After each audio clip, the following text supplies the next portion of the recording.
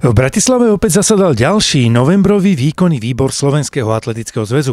Hneď v jeho úvode sa odovzdávalo ocenenie od SOŠV pre dlhoročného mediálneho pracovníka nášho zväzu Gaba Bogdániho. Bol odovzdaný bronzový odznak Slovenského olympijského a športového výboru Gabovi Bogdánimu, ktorý naozaj nielen pre atletiku, ale pre celý šport dlhé roky prináša svoje služby a pre nás podľa mňa aj neoceniteľné služby. Takže aspoň také malé poďakovanie od nás, ktorí sme ho navrhli ako Slovenský atletický zväz na toto ocenenie. Významné miesto zastáva v práci zväzu aj mládež. Jej sekcia tak hodnotila nedávne sústredenie v Tatrách. Zúčastnilo sa o 28 atletov. Toto sústredenie bolo plné zaujímavých prednášok, či už ohľadom fyzioterapie a mobility s Jakubom. Potom sme tam mali film Helsinki 1983, mali sme prednášku od pána Balabusa z Horskej záchrannej služby a potom sme tam mali ešte na záver diskusiu s Gabikou Gajanovou a jej sparring partnerkou Lovisou. Máme záujem pokračovať v tomto projekte aj pre budúci rok. Chceli by sme túto podporu adresne venovať tým našim najlepším atletom na pomoc pri financovaní ich sústredení, či už zimných alebo jarných.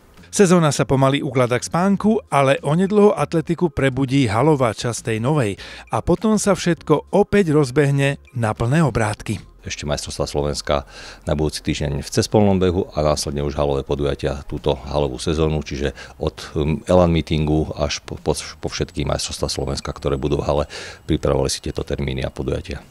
Asi tam aj nejaký dobeh bude štadiónov ešte možno tento ďalší rok, aj tom ste hovorili? Áno, toto zasadnutie posledný krát po 2 rokoch permanentného bodu zasadnutia, to je výstavba a rekonštrukcia štadiónov. Toto zasadnutie výkonného výboru bol tento bod posledný krát, kde sme skonštatovali, že posledné 2 štadióny sú dokončené, čiže tento projekt sme završili a je 19 štadiónov obnovených alebo vybudovaných.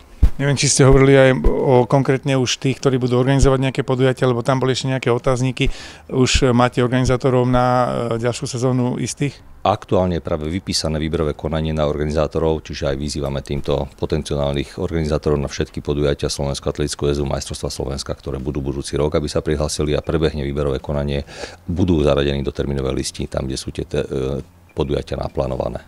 Riešili ste asi teda aj cross, zabezpečenie reprezentácie, čo je v tom nové? Posledné majstrovstvá Európy tento rok, ktoré budú majstrovstvá Európy v cespolnom behu v Bruseli, čiže aj tu nás sa preberala nominácia predbežná a zabezpečenie výpravy, čiže táto je tiež pripravená a ešte sa robil výhľad na majstrovstvá sveta v halové, ktoré budú v Glasgowe, takže tam sa tiež riešila predbežná nominácia, kritériá, cestovania a všetky veci, ktoré sú s tým spojené.